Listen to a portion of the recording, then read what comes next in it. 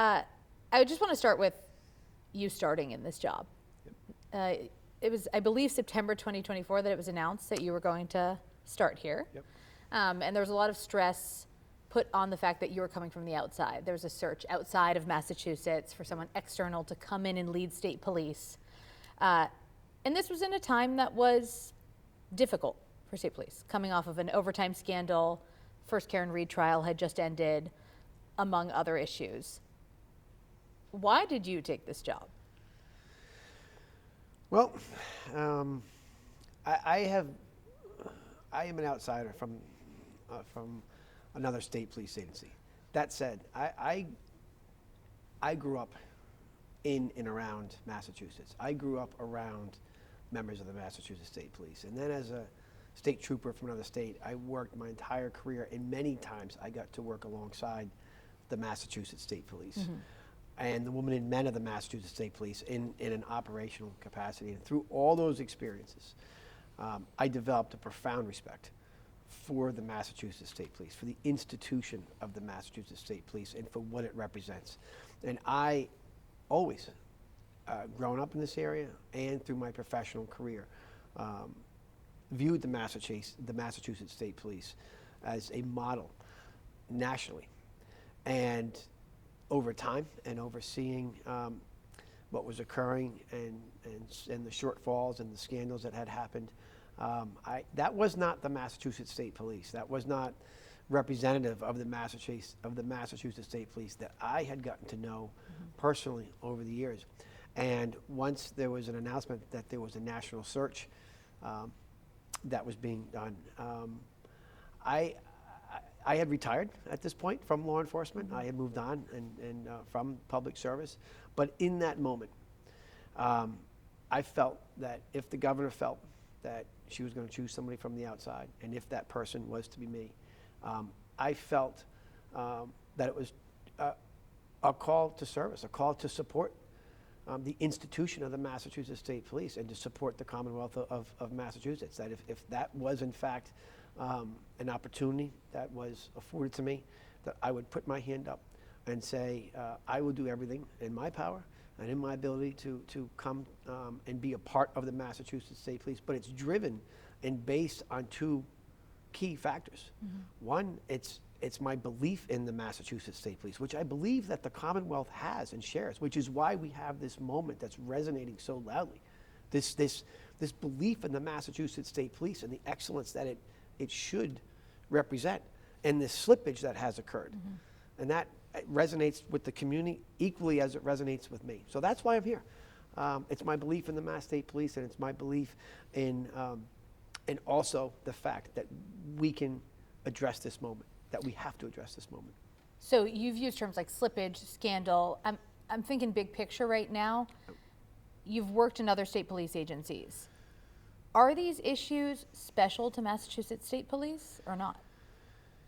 There are issues that are unique to any agency. Okay. I don't think that the Massachusetts State Police is unique in this regard. I think that underlying these issues is the fact that as a large organization, mm-hmm. And a human organization, there are human beings behind what we do. Right. We have an institution, but there are going to be issues.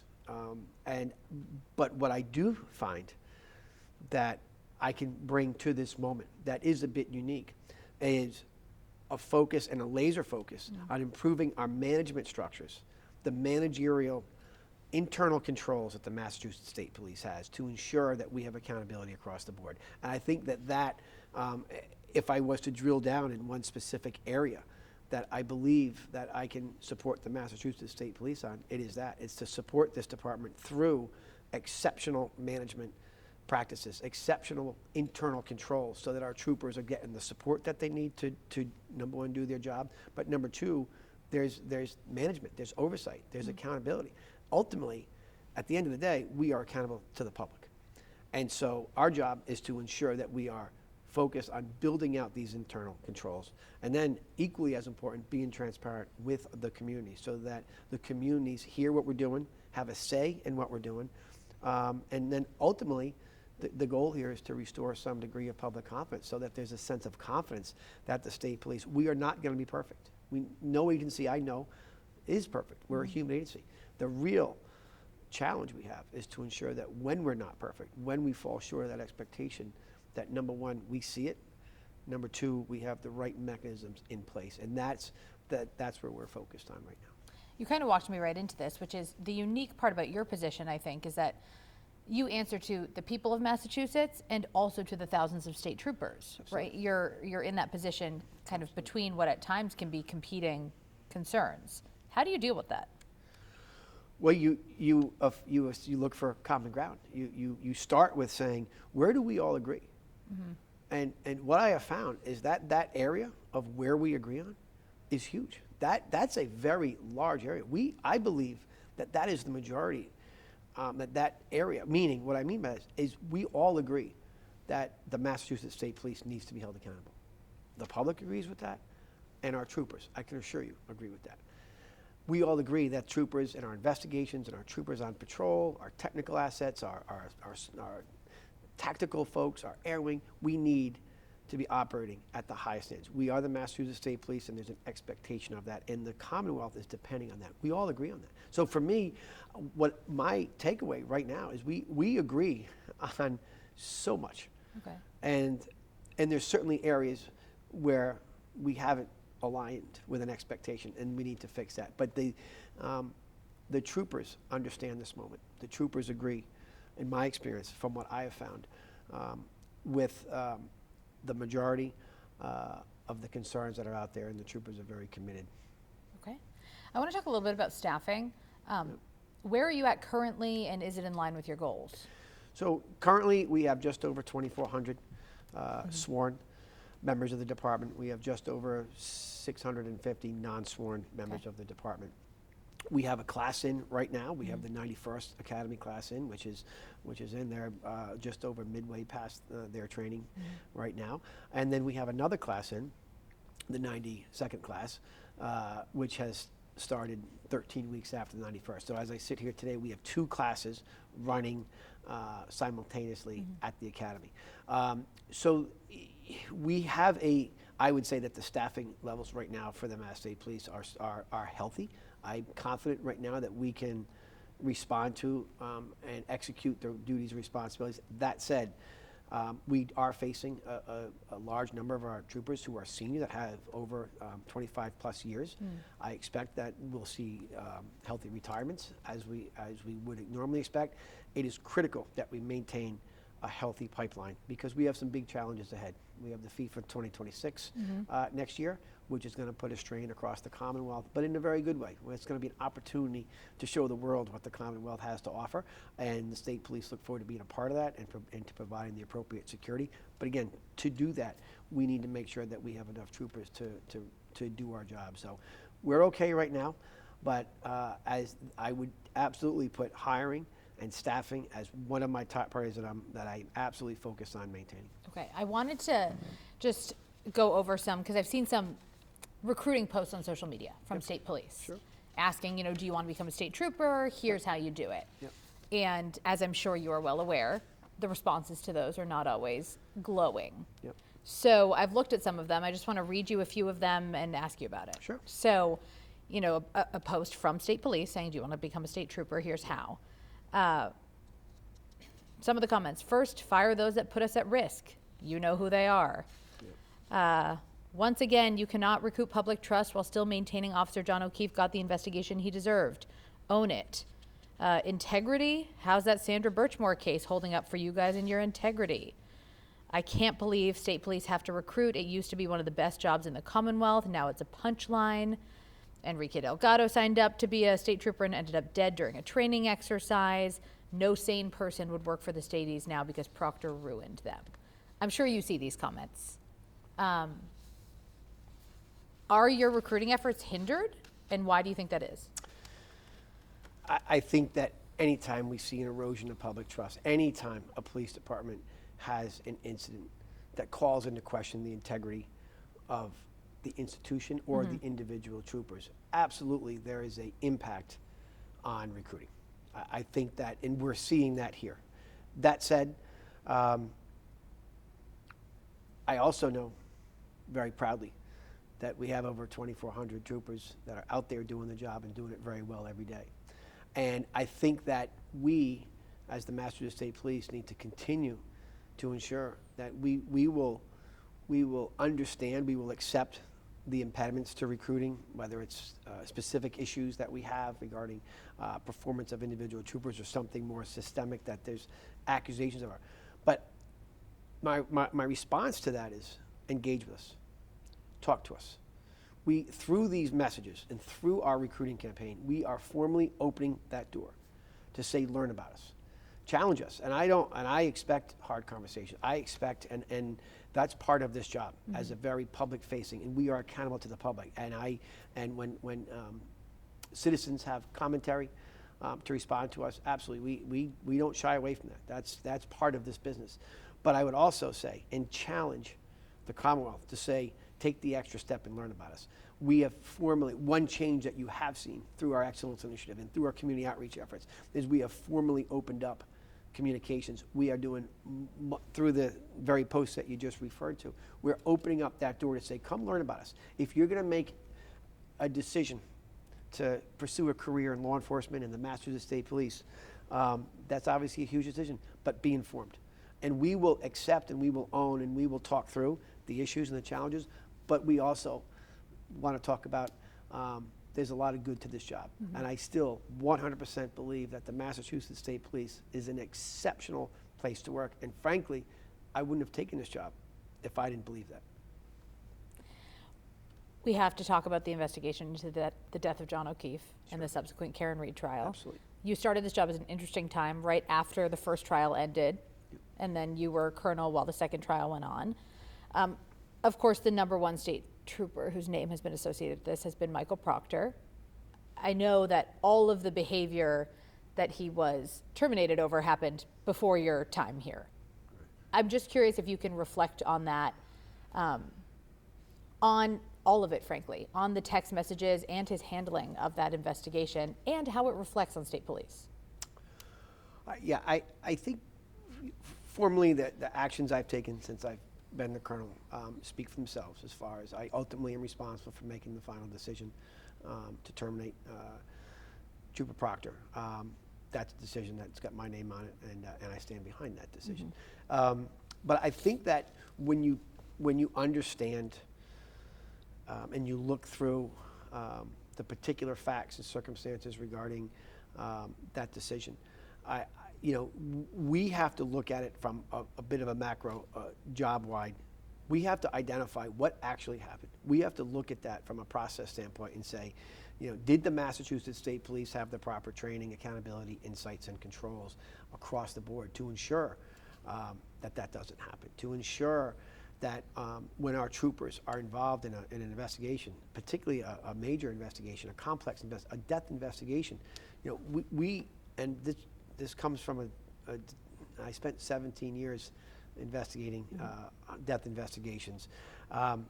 Our mission needs to be laser focused on finding the truth, period, hard stop.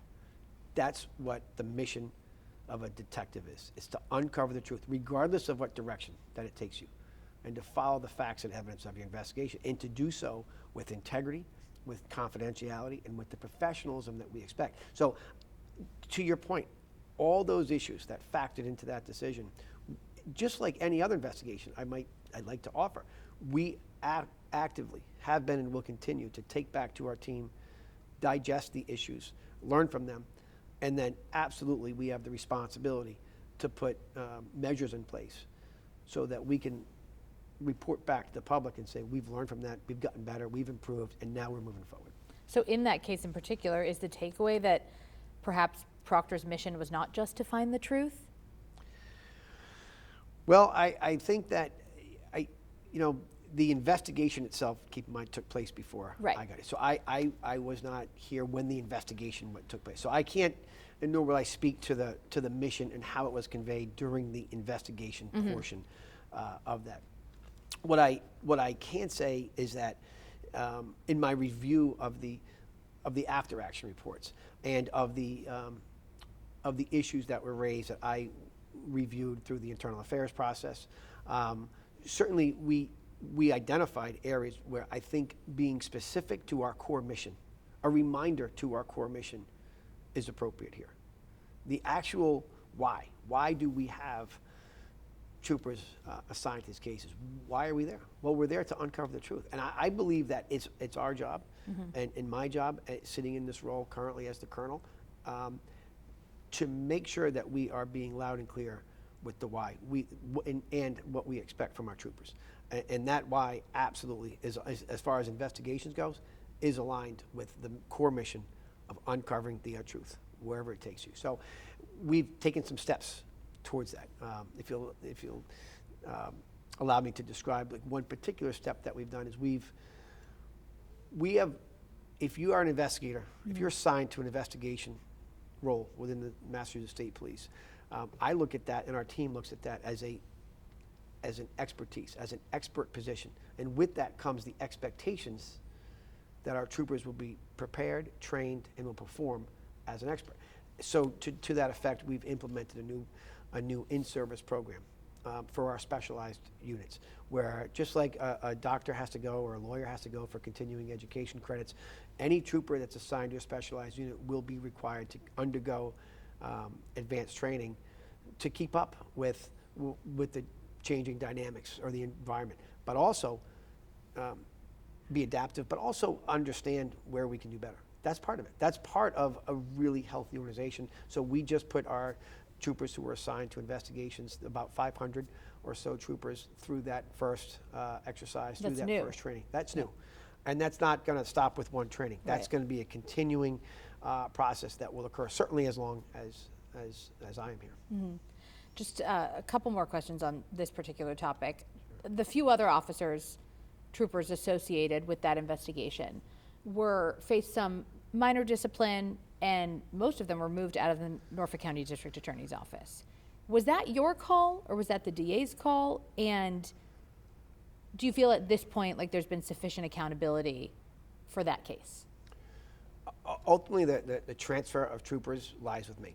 Okay. Ultimately, our policies, so transfers of troopers, at the end of the day, comes down, and under statute is under the authority of the superintendent. So the transferring of the colonels ultimately is my decision. That said, moving certain troopers that were involved in that investigation, it ultimately is my decision, and I believe it's the right decision. But that decision was collaborative. That was felt across multiple levels, that we needed to make some changes. So it wasn't, when I got here and started assessing some personnel decisions, putting new commanders, new supervisors in key positions, particularly in Norfolk County, I firmly believe was a decision in the best interest of the Commonwealth, of the citizens of Norfolk County, and the Mass State Police, and I wasn't alone in that decision. So just based on having covered both of these trials, it's pretty clear that State Police, based on their investigation, as well as prosecutors in this case, believed that Karen Reed was responsible for John O'Keefe's death. Do you feel as though State Police's performance in that investigation contributed to the lack of conviction at the end of the day? Absolutely. Yeah, I think anytime when you have a charge that's brought to a defendant, and as the lead investigative agency in this case, which was the Mass State Police has, and you have a case where the jury finds that there's not probable cause to convict, then absolutely, the investigative body has to look through that and to say why. Did we not give the jurors enough information? Did our mechanisms that we had in play to report that information, was our investigation lacking? So I think we, the State Police, have to look in the mirror and say, what could we have done better? What are areas? And I think in this case, this case obviously was very publicized, so we don't have to look far to really look through that, and then to be focused on moving forward and say, we need to put, what can we have done? But I would just add to that, and to say that the way the State Police is operating right now, it's not limited to one particular case. Right. Every single event, the way that our management structure is operating right now, we are in a posture right now where everything we do, whether it's a motor vehicle crash investigation, whether it's a security incident or a security event like the Boston fireworks show where we had a huge security presence, or it's a marathon event, or it's any event, we have a management style in place right now in the state police that we are after actioning what we do with the notion that we can do better. So it's that sense of humility that we have to take to look ourselves in the eye across the board and say, yeah, where can we improve? If we're doing things great, that's great, and we are doing things great, and we'll enhance those areas and we'll replicate them. But it's incumbent upon us to ensure, and we have done that, and we will continue to do that, whether it's the trial in Norfolk County or really all of our operations. So do you feel confident saying now that if a situation like the death of John O'Keefe, something similar were to happen tomorrow, that it would be handled differently by troopers? I have every bit of confidence sitting here today that if we have an investigation that we're called to today, regardless of the scope, regardless of the complexity, that we have a team of Massachusetts State Police in play. We have the managerial controls in play to ensure that our investigations right now are being done to excellent standards right now. I want to ask you about Sandra Birchmore as well. I know this was also before your time, but it is a case that's now ongoing at the federal level. Yep. And it seems as though there was a local investigation, a state police investigation, then ultimately nothing came of that until the feds got involved. And now, a local cop is in jail. Where and why did state police drop the ball there? And is that part of what you're looking into in your role? Certainly it is, and that investigation certainly is ongoing right now. So I can't comment specifically on that investigation. Okay. Specifically. That said, I think there's no when it comes to us working with our federal partners to speak to this a little bit more broadly, we welcome another agency coming in and looking at investigation. I think there's a little bit of misinformation out there that there is on whether it's that particular case or others. We welcome that, and if another entity, another law enforcement partner, in this case the federal authorities come in and say, hey, we want to look at this case, we want to engage, we want to work through the evidence. We have the shared common goal. Okay. And on this case, as well as the other areas where we work on, there's no space between us. We want the same thing. I've communicated that directly with our federal partners, that anything we can do from the Mass State Police on any investigation to support a thorough investigation. And there are times when one department comes in and helps another department realize success, and there's times when another department, that's law enforcement, and that's why it is so critical that we work well with our partners. So we support any of their efforts to do. We are continuing to support that investigation in any means necessary. So the way the public might perceive the FBI coming in as a failure of state police, you don't see it that way?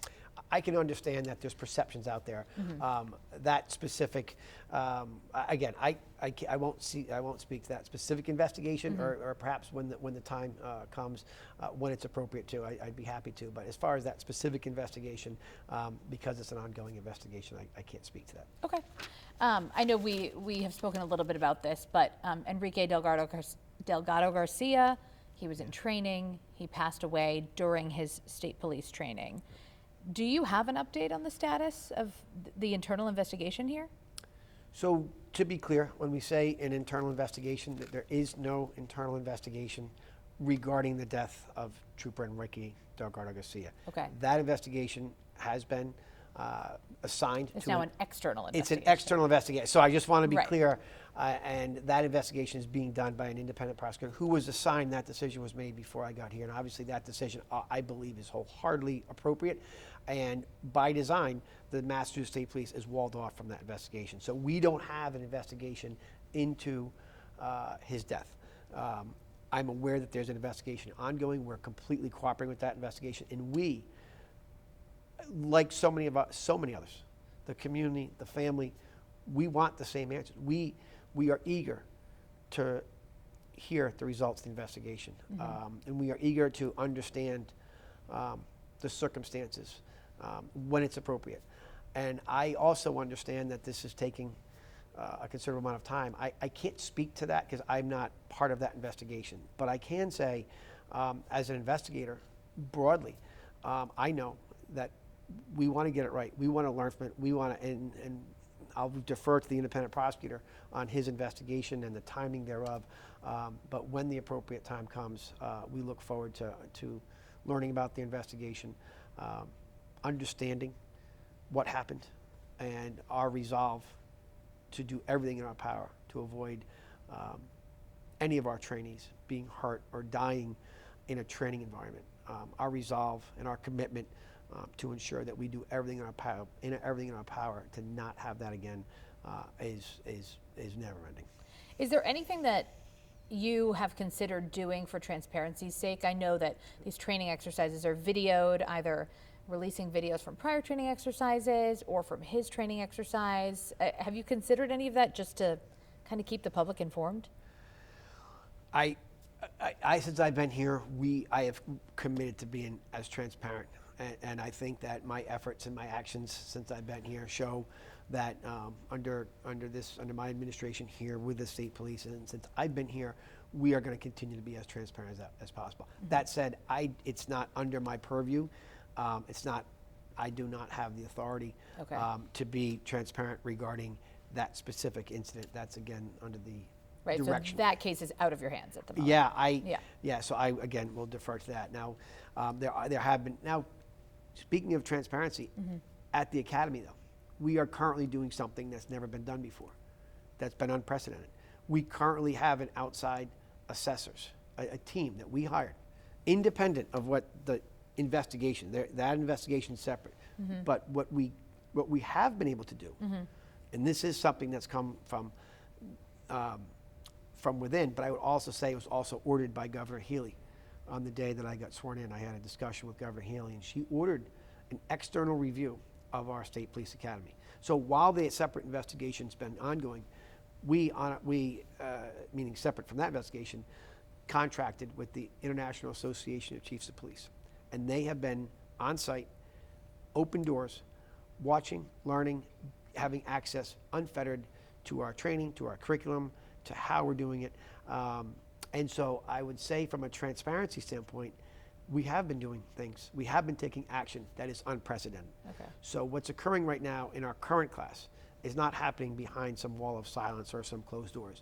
We have external folks from all over the country, experts in policing, other police departments, on site, part of the training process right now. And at some point soon, they'll do a complete report, and I will look forward to reviewing that report. And the public will eventually get to learn the results of Absolutely. I look forward to sitting down, if you allow me, and we'll talk through what those recommendations are, and where appropriate, we will adopt those recommendations. Before I get to my final topic, which is your Excellence Initiative, I do need to go backwards with one question I missed, because I know that I think part of the reason we're still here, right? This trial in Norfolk County ended now months ago. Part of the reason we're still here is because there's a lot of people who can't let it go, who still feel really, really strongly about it. And they're going to want to know, given that, is the investigation into the death of John O'Keefe now closed? So that case, as it stands, I have to defer to the Norfolk County District Attorney's Office for the status of the investigation. That is ultimately their decision to comment on it. So I will respect that. That said, the Massachusetts State Police is any new information, any information that is out there that can come into the Massachusetts State Police, whether it's on this case or any case, we welcome. And our posture is and always will be, we will respond accordingly to appropriate information in our seek for the truth. Okay. Let's get into your Excellence Initiative. This was announced relatively recently. And I want to read this one line from the press release that you put out when you announced it. It says, the goal, more or less, is that this Excellence Initiative underscores the department's unwavering commitment to upholding its values of integrity and professionalism, ensuring operational excellence and accountability, fostering community engagement, and public trust. What prompted this? Was this an idea before you started here? Did this come to you as you kind of observed what was going on with state police? How did this come about? This is a direct reflection of the way that we're doing business moving forward. We need to first of all, do an assessment. We need to look objectively across the board, understand where we're doing well, where we're operating well. But the way that we are approaching this is we are going to move forward with a plan, and that plan is going to be inclusive, not just from the state police. We are not sitting at our table as troopers and as with a command staff of folks wearing the uniform and saying, hey, what are we doing? Just the opposite. We've opened up that conversation. We've increased our community engagement efforts, which you'll see as part of that excellence initiative. We've opened up the door. I would also highlight the fact that one of the first things we did was we created a new position within the command staff of the Mass State Police. So we have a new title, a position of Chief Community Engagement Officer, who is a non-sworn member of our department who comes in without prior law enforcement experience. And that role very specifically is to bring a voice, bring a difference of opinion to our table as we move forward. So these are some things that have happened already since we've been here. But the excellence initiative, after my initial assessment, we said, well, we are going to come up with our top priorities, and that's what that is. And out of my commitment to being transparent to the troopers and to the communities, I felt it was appropriate to put it out there, and to put it out there in a meaningful way and say, this is where we're at. This is not there's no victory lap here, just the opposite. This is what we've come up with right now. This is what we are working on, and this is our intention to move forward based on. And it's also, I think if the public should know, is what is this? Is the state police doing anything? Is the state police listening? Does the state police understand that moment? And at a high level, what that reflects is an eagerness for the Mass State Police to run towards this conversation. We're not running away from the tough questions.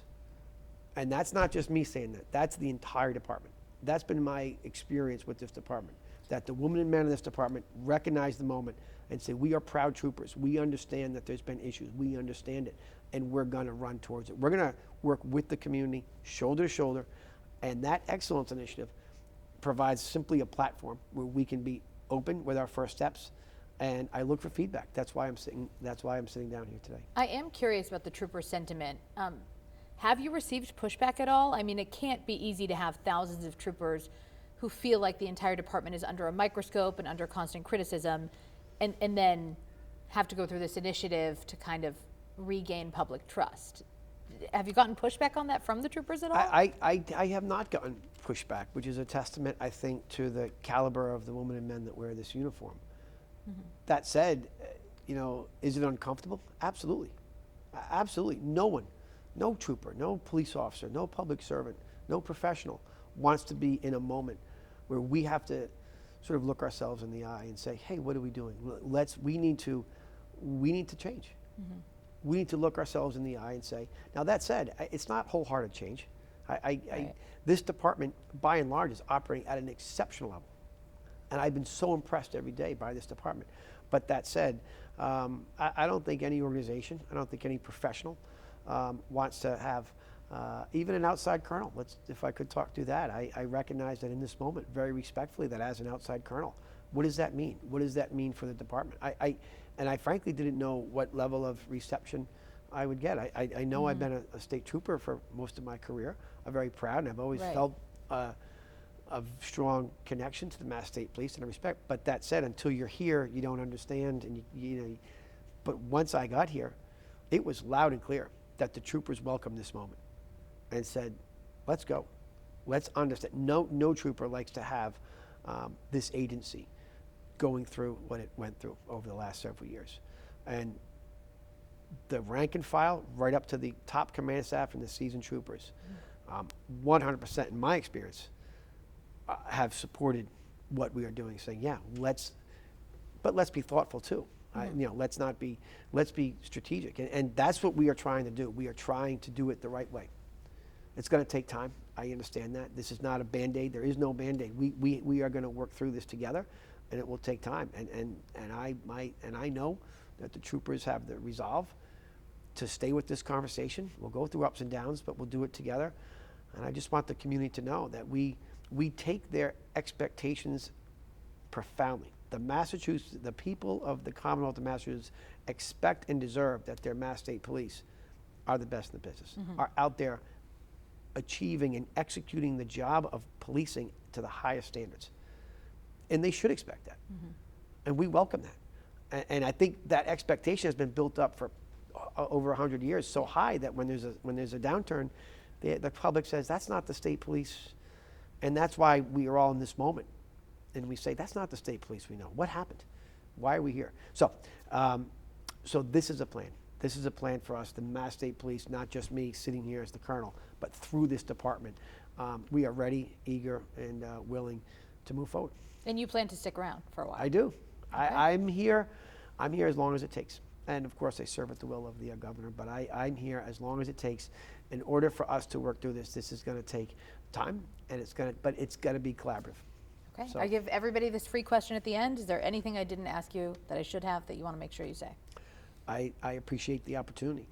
I just believe that at the end of the day, the Mass State Police wants to and understands that we need to connect with our community. We need to work together. I think that collectively there's a lot of noise that's out there. And although there's real issues, I think collectively, I mentioned earlier, focus on some of our common areas. To the extent we can, let's focus on the real issues and let's work together. Because the Mass State Police, I believe, wants exactly the same thing that the Commonwealth wants, which is a statewide police force that's operating to the highest standards and is aligned with the best practices. And that is what the Massachusetts State Police, in my opinion, has been known for most of its history. And I think we all want the same thing. So I look forward to engaging with the community. I'll be out there. Our troopers will be out there. And I look forward to the community members engaging with us.